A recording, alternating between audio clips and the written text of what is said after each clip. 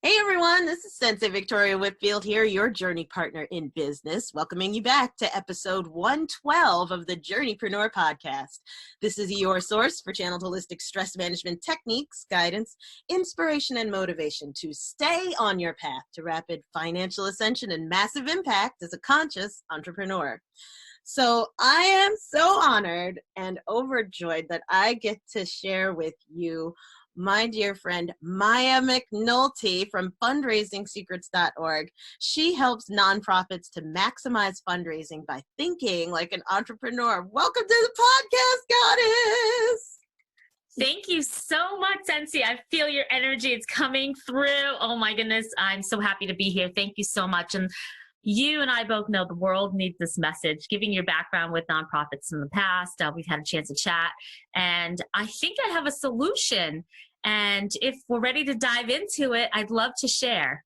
Yeah, absolutely. So this may be the first time that my listeners are meeting you or someone's listening and meeting you.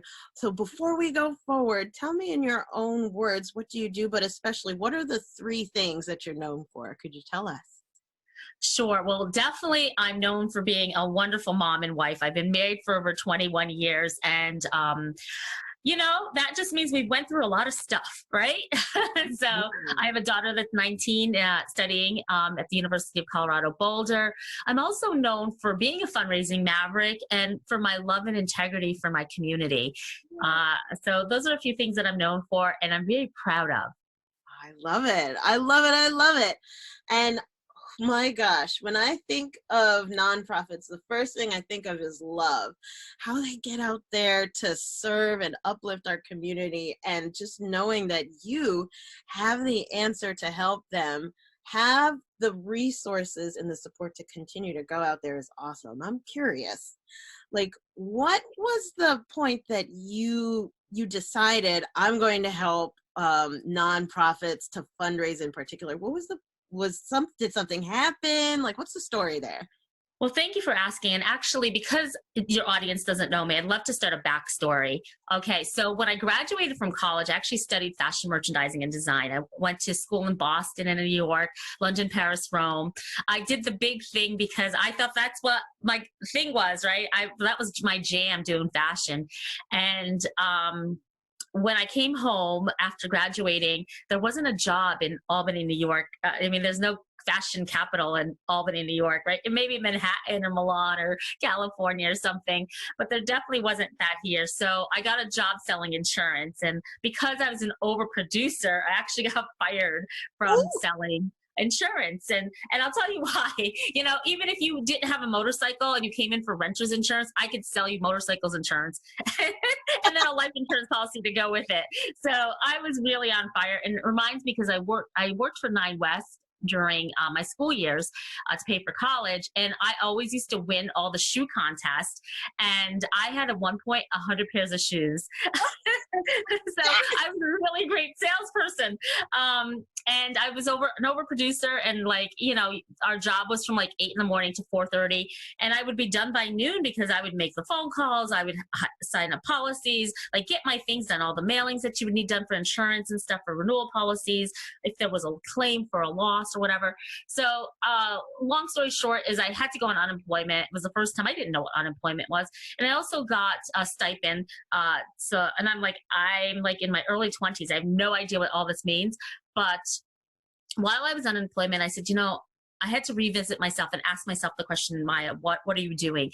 You went to school for fashion. Why are you not in fashion? Now, I didn't want to work retail, because I did work for the Limited. I worked for 9 West, I've done retail. So I said, you know what? I want to open my own business. And honestly, from that lesson, that's how I became entrepreneurial. And I was 23, 24 years old at the time. And I went through the unemployment program, which was through SBA for women in Albany, the Empire Division. And I went through SCORE and had some mentors, which is so important. So if they're listening right now, mentors, take note of that.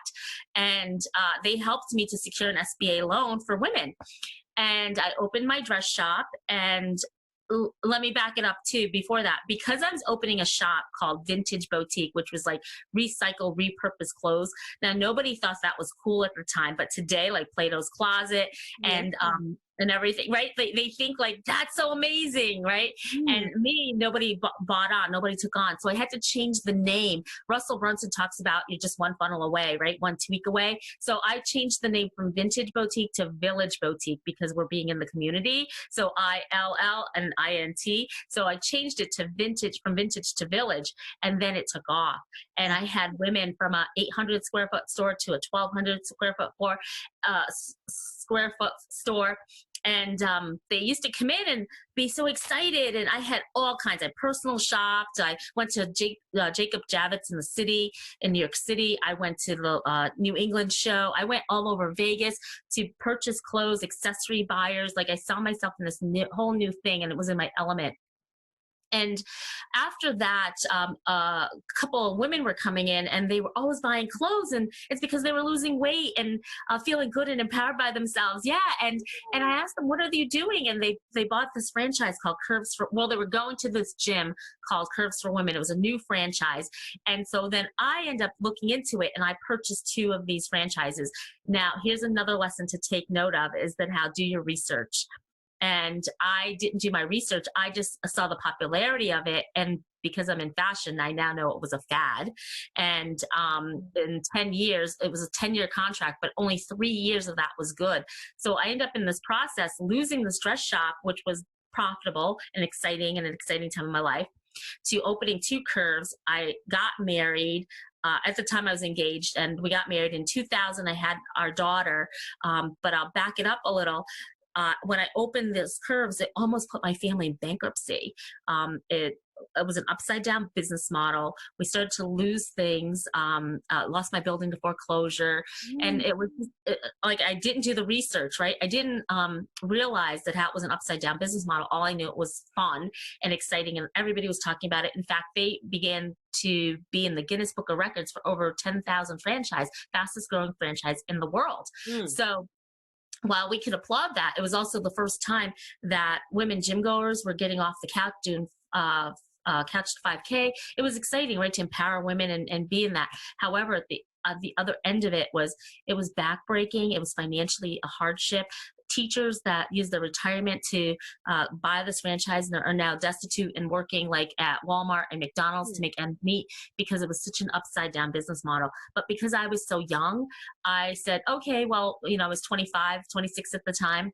I knew that 10 years at 36, I could still rebuild myself. And having a young family. And I knew this energy that I had, I knew I could do that. So no matter what happened, now I was entrepreneurial, right? I was not going to give up. Sometimes we have that imposter syndrome or failure holds us back and we don't think we're good enough, but we have to reinvent ourselves and continue to reinvent ourselves. And during this podcast, I'll share with you how many times I reinvented myself. And it's like astounding to me, but that's what we do. We can't give up. We have to keep going and know that something, whatever that light is, through light and love, we are able to solve the problems that need to be solved. So as I owned this franchise and I had 2 locations managing 20 people at one time, I can remember saying, God, please slow it down. Like it was moving so fast and he slowed it down so much. I was like, no, that's not what I meant. That's not what I meant. So when I was, I had this franchise I purchased. I became pregnant because I had just gotten married, and it was springtime in 2000. I was probably 6-7 months pregnant. My daughter was born on Father's Day, and I had such complications with my pregnancy that the doctor actually, my husband is sitting on the left chair. I'm laying on the bed. He walks in with the chart and actually says to my husband with a pamphlet to him and I that your child has complications. If I were you, I'd probably abort her. And we didn't even know it was a her at the time, but he just kind of like, we didn't know. We were just praying for a healthy baby. And I would probably abort the baby. And I was like, I felt so dirty when he said that to me. And so all I did was got in the car. I looked at my husband. I'm like, whatever I decide to do, just support me. I went home and I showered because I felt so filthy from that man telling me such horrible news. And I cried in the shower and cried and cried. And so I said to my husband, I'm like, I don't know what to do. And then people would come over and want to talk to me. And I'd take the blanket and put it over my head because I was like so embarrassed and I just wanted to be alone. But everybody wanted to like show me love and support, like whatever you decide. And yeah, that was a really hard time. So now I was like, okay, what does Maya want to do? Here's another time I'm asking myself, what do I want to do? And I'm like, I want to be a mom. I'm going to fight. And being an entrepreneur, we don't have the best insurances, right? We try to get insurance and we get the cheapest because we still have to have insurance. And these days it's a requirement. So I got insurance and my insurance didn't cover specialist. It only covered like one time, like during a pregnancy. And I wanted second and third and fourth opinions because this doctor just told me to abort my baby and I was going to go through whatever I had to do. I didn't care.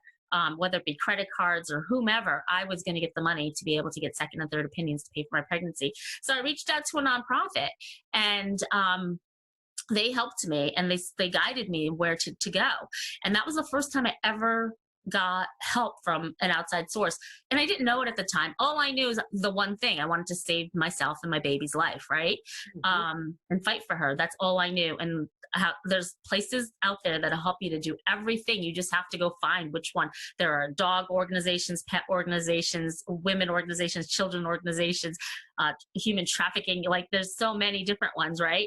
And this is why Fundraising Secrets can help all of them. And using the principles, and it's because it's a framework.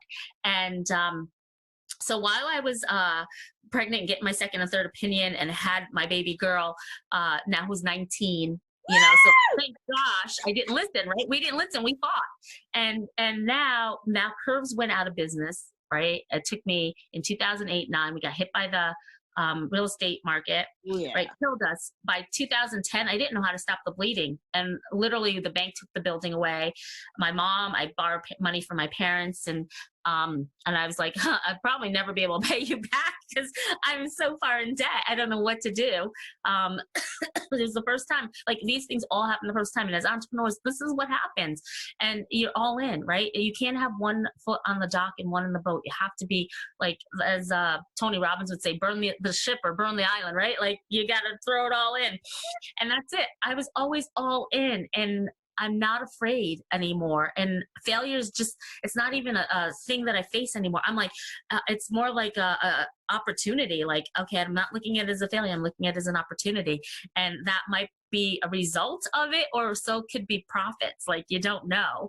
And so I've been doing that. And that's when after Curves, I took a year off. Most of my friends thought I was retired or something. I don't know what I was doing, but Maya was depressed. I had anxiety. I was overwhelmed. I took some time off to find out, who do I want to be? Here again, I asked myself this question: Maya, what do you want? And I still couldn't figure it out. So I wrote a one-page business plan because everything I've done so far has failed. And I said to myself, you know what? I want to help businesses to never feel the way I felt, and go through and be prosperous.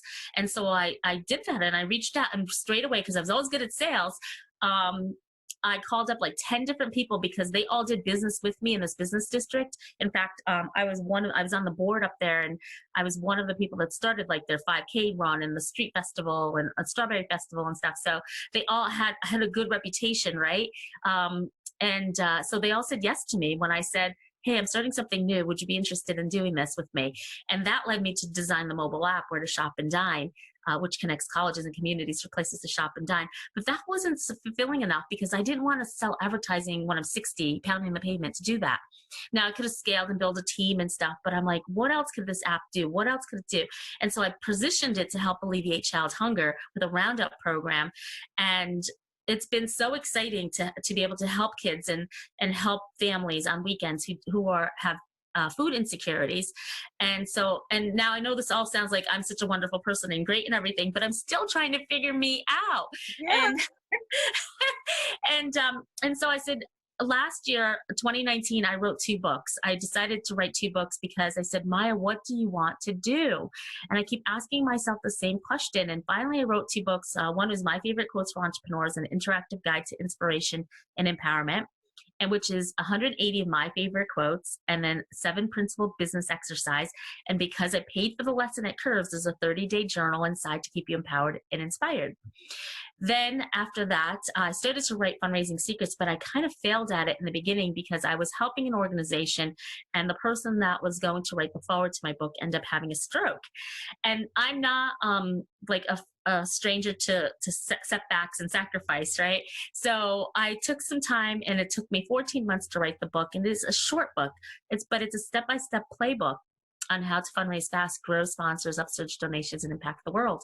And if you're looking to host an event, this gives you the framework, the step-by-step. And hopefully we'll be able to talk about the 4 quads that actually inspired the book and everything else. But that's what brought me up to where I'm supposed to be. And hopefully this is it. This is asking Maya, what does she want? And it was more of my community, more love for my community when I didn't know that I could reach out and have the love and support. And so now I said, you know what, it's my time to give back. That's what I'm supposed to do. And so I feel like that's it. That's the answer. And I feel at peace with that. And so I think that if that energy is there, then that must be true. So yes, I'm testing myself. I'm being tested, and whoever's testing me, I think I'm supposed to be there. So, so that's it. Oh my goodness, what a journey you've been on. And wow, I'm so grateful that I get to know your background. Thank you for sharing so openly.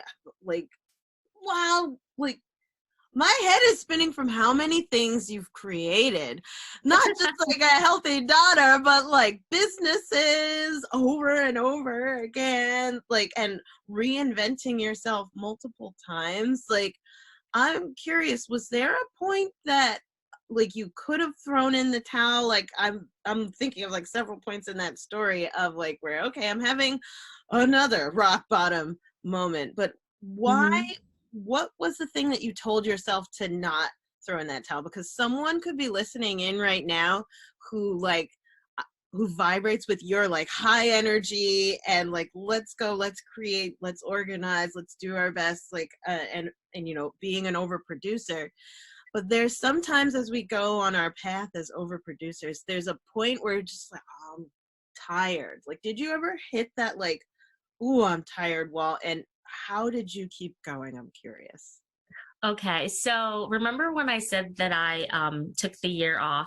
Well, I kind of went up hiding up in, we have a summer home in the Adirondacks, and I would often just lay in the hammock and just kind of think.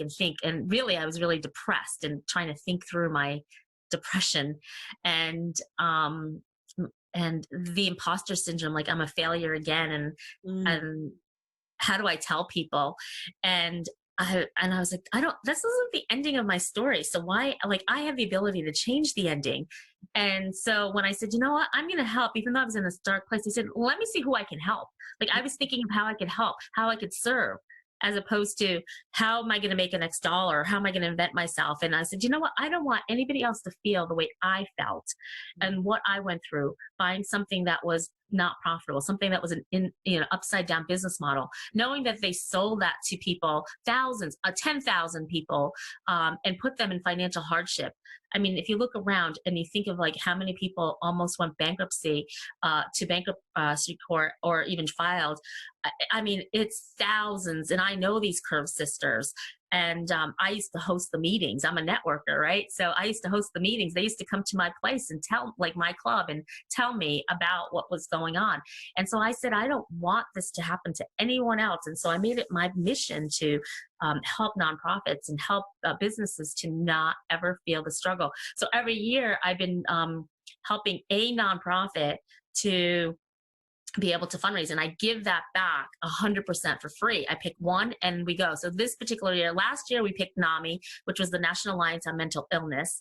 We raised $100,000 in 12 weeks. And this particular year we picked Berkshire Families, which is foster children.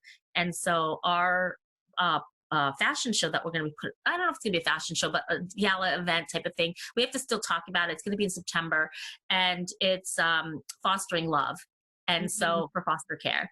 And so when I was a kid, I actually ran away from home, and I was a foster kid for 7th and 8th grade. And so this one is going to be hard for me, especially like I'm now talking about it, but not really talking about it, because I don't want to hurt my parents. You know, when you think about throwing in the towel, when you think of all these things, like who do you hurt along your journey and your path? And even though it's your story, sometimes you got like it's right track, wrong train. And maybe it's the right train, wrong track. Who knows, right? And sometimes I felt that through my entire entrepreneurial journey. Am I in the right track, wrong train? Am I the right train, wrong track? And so I'll think of that sometimes. And sometimes maybe because I think so analytically that maybe I overthink things, and that's what entrepreneurs do. But geez, what can I say? Don't, if you feel so passionate about it and you have this burning desire, if we think about the book, Think and Grow Rich, right? There's a triangle, and this is the whole concept of it all. And you have to have faith, right? You have to have faith that this is going to work. Whatever the one thing is that you want, right? Have faith that it's going to work. And then you have to have the burning desire. If that burning desire isn't there, it's not going to work out. But geez, you could have, those two sides of the triangle, burning desire and faith, but without massive action, none of it goes into play. So you have to have the system where you have massive action. You take massive action. And without taking massive action, and you can't take massive action, then have burning desire and then faith.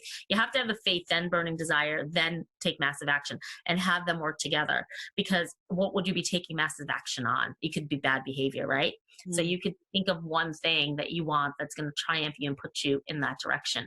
And so before I think about throwing in the towel, I say, do I have faith this is going to work? I always ask myself a question. Maybe that's a good thing to write down as well. Asking yourself the question, right? Ask yourself the question, do I have burning desire? Do I have faith? Am I able to take massive action? Do I want to take massive action? Mm-hmm. And that kind of probably would align you. And then I think that a lot of times people chase the money, and that's the wrong way to look at it, because profit is the result of massive action. And so you have to put that out of your mind.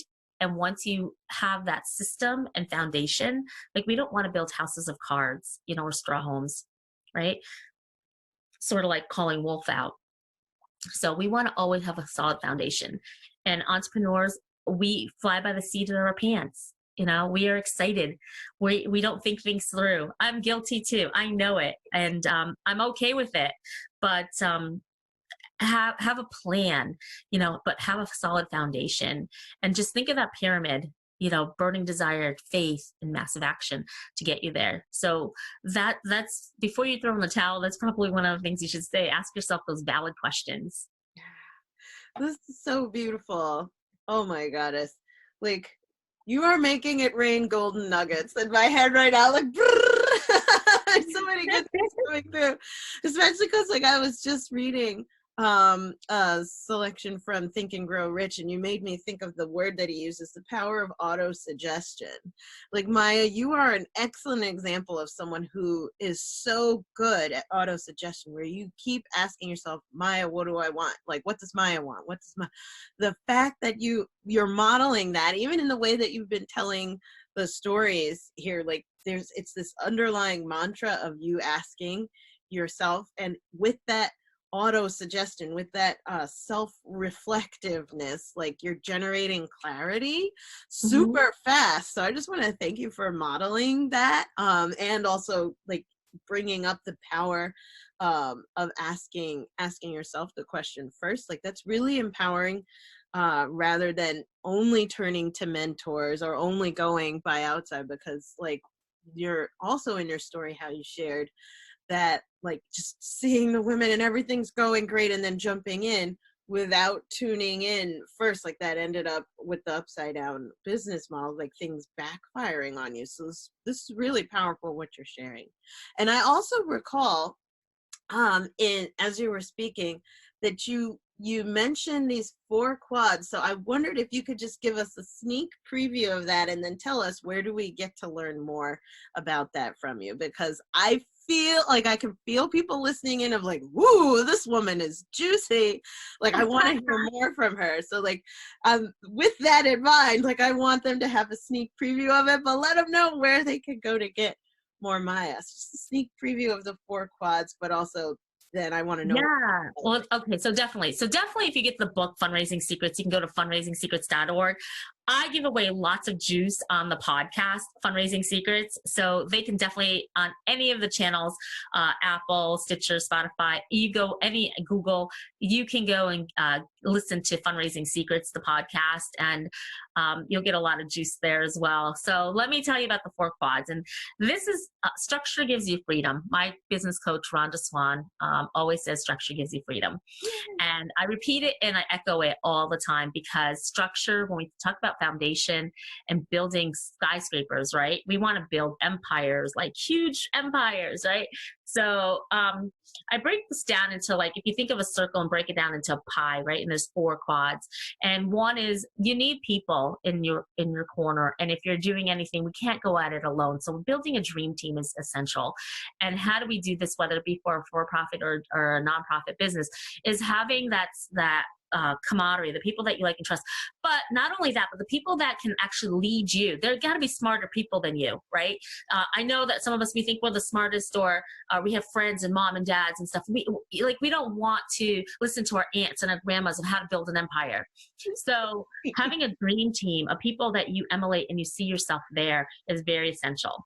And the next one is whether we talk about a value ladder for a nonprofit, which the system is a little similar and different at the same time, but a value ladder better than a business plan, because it shows you the extension as you move up the ladder, not a corporate ladder, but a ladder, the staircase. You could take the elevator and you'd never learn anything, but you took the stairs, you'd learn a whole lot more. Mm-hmm. So if you use this value ladder, it's better than the business plan, because it shows you the next step, the next thing that you're supposed to do in your business, and it pinpoints exactly the thing. And as you increase on those steps, the higher you go, the more dollars you make. And so I teach you this model at Fundraising Secrets Mastery Live event. And then timeline and structure, because we just talked about having a burning desire, taking massive action, having faith. If you don't have a timeline that tells you exactly the direction you're going, like a GPS. So for example, we're here in the East Coast, and if we want to get to the West Coast, do we want to go to California, La Jolla, San Diego, San Francisco? Where do we want to go in California, right? Santa Barbara, like, where do we want to go? LA, like, you have to, there's so many different places. The GPS would get us across town, across the United States, but exactly where do we want to go? There's a fork in the road, so we have to decide then. So timelines give you actionable steps. It actually even tells you what your responsibilities are, your job descriptions, your duties, because we all want to be empowered and we all want to feel like we're giving a lending hand. However, if we don't have the direction, and that's also very important in a timeline. And then to wrap it up with a sponsorship ask, whether you're a for-profit business or a nonprofit. See, in for-profit businesses, they call them sponsorship or endorsements. If you think of like Gatorade and sports athletes, right? There's a different way. You can be a author, speaker, or coach, a podcaster, and get sponsorship for your podcast or book or your tours and stuff like that, or your events. Or for a nonprofit, you're calling them fundraising or sponsorship, right? So we talk about different ways that you can really work. So this 4 quads really works for all types of businesses. And the bottom line is that you have to think entrepreneurially. So once you use the system to use it, you know how to think entrepreneurially, because you're being creative, right? You're seeing the culture that you're creating. You're seeing the creativity. You're seeing the legacy. And I mean, I have to say cash, because that's why you're doing it all, right? Yep. So that's all part of it. So, but yeah, so that's the quads. And I break it down a little bit more in detail when we talk about it at Fundraising Secrets Mastery Live events. We do have events coming up. The website for that is events.fundraisingsecrets.org. So just fundraisingsecrets.org, but just put events in front of it. So events.fundraisingsecrets.org, and you can get a VIP ticket. Right now we're doing a day event that usually is a 2-day event. But right now, because people want fast action takers, or, we want fast action takers, but because you guys are in a rush to fundraise, and we want to give you the information so that you can get out there, and you're so busy. So yes. So events.fundraisingsecrets.org is where you can go to get that information. And we break it down for you. And they even give you brands that align with your mission. A lot of times nonprofits, you just spam everyone with trying to get donations, and your message doesn't resonate. It's kind of like sending email marketing out to your entire list when you know your entire list isn't going to buy from you, right? So I don't want to send my entire list out to contractors if I'm only looking for fundraising dollars for a walk. Like, it doesn't make sense. So, or to fill my fundraising events. So you have to be proactive, but yet diligent in your list when you're sending information out to them. So I teach you all of this inside the course. And if you follow me, definitely I'm on all the feeds, Instagrams, social medias, Facebook, Fundraising Secrets, and also Maya McNulty on LinkedIn. Definitely give free content on LinkedIn. I started TikTok, but not good at it. But you can't do it all. And that's the thing, entrepreneurs, we try to eat this big elephant. We see the white elephant in the room and we try to address it, and but we're gonna choke if we, or even vomit. Do you think about a chocolate cake? If you shove that all in your mouth, you're going to vomiting. And so we want to avoid that. We have to definitely just take one bite at a time and ask yourself the questions. What do you want? Find mentors, have a plan, have a solid foundation. And once you start taking those little steps, you can have the burning desire, the faith, and take massive action. So that's how I would wrap it up in that. But that's the 4 quads and how they can get in touch with me. I love it.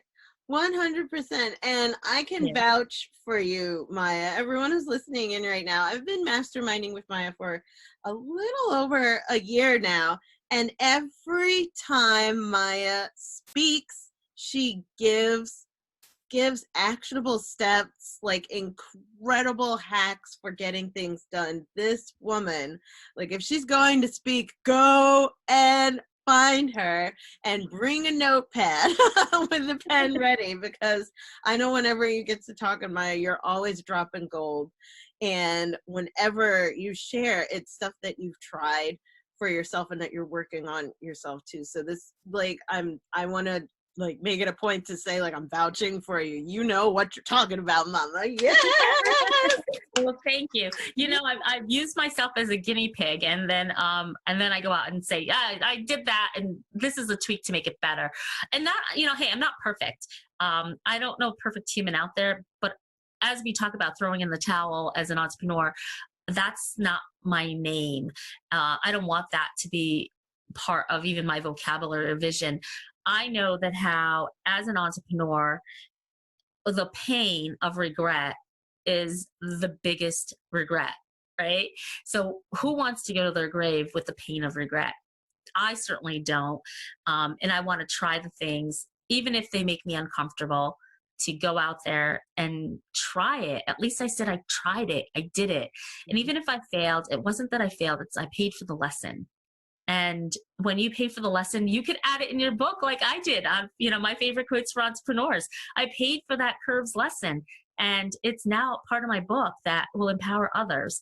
And so take that lesson and turn it into gold for someone else. Use it purposefully, but don't go with the pain of regret, because as entrepreneurs, we all have, we're thinking about this Journeypreneur podcast. And as we're thinking about our next journey or what we're supposed to do, where's the sign? We're looking for this magical sign in the air.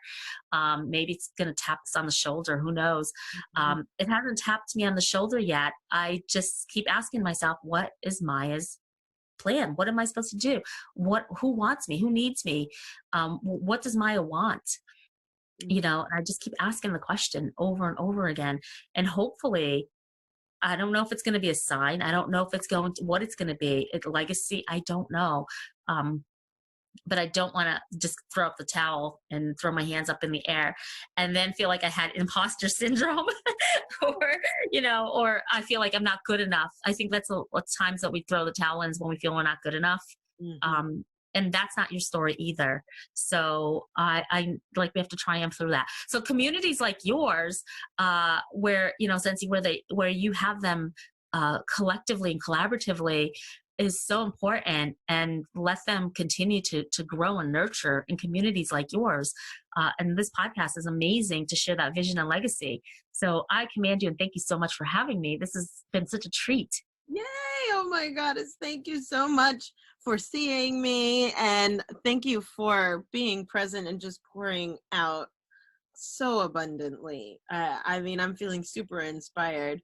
As always, when I get to talk to you, it's amazing the insights that I have listening to you. Like I'm really going to go back and re-listen to this podcast so I get to take notes because we're here recording live.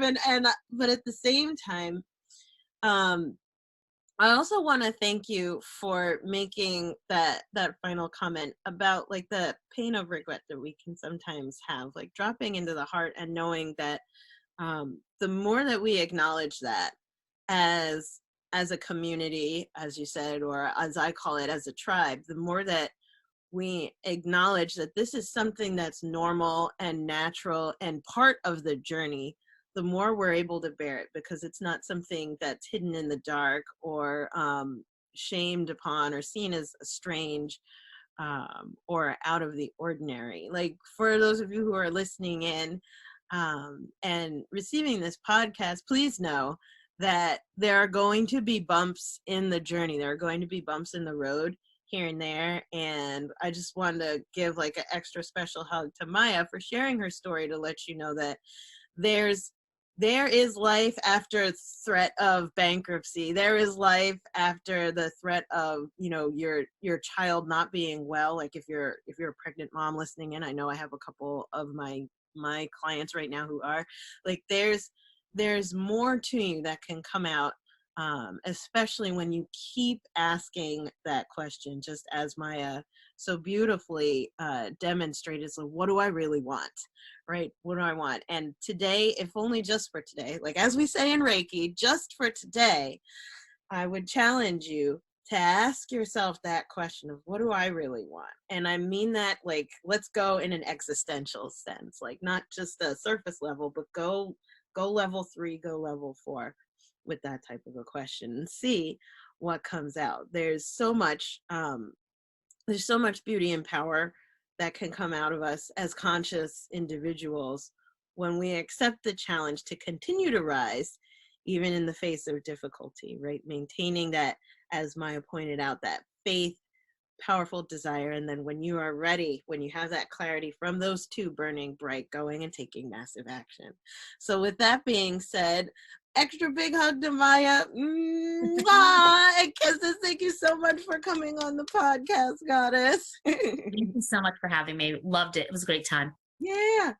And turning it over to our listeners, if this is your first time listening into the Journeypreneur Podcast, welcome. Thank you so much for visiting. Make sure that you hit that subscribe button on iTunes. And while you're there, leave us a 5-star review.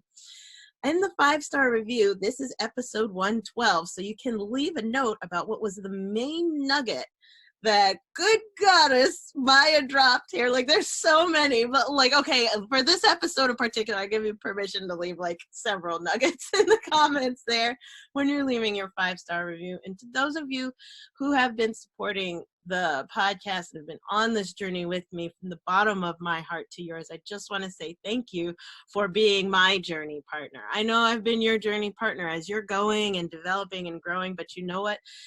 That it's just like the old African proverb of if you want to go fast, go by yourself, but if you want to go far, go together. So I want to thank you for journeying with me. With that being said, I end the podcast the same every single time. Please remember, enjoy the journey. Do not lose your glow as you grow in life and business. And we'll see you in the next podcast episode. Mwah! Bye for now.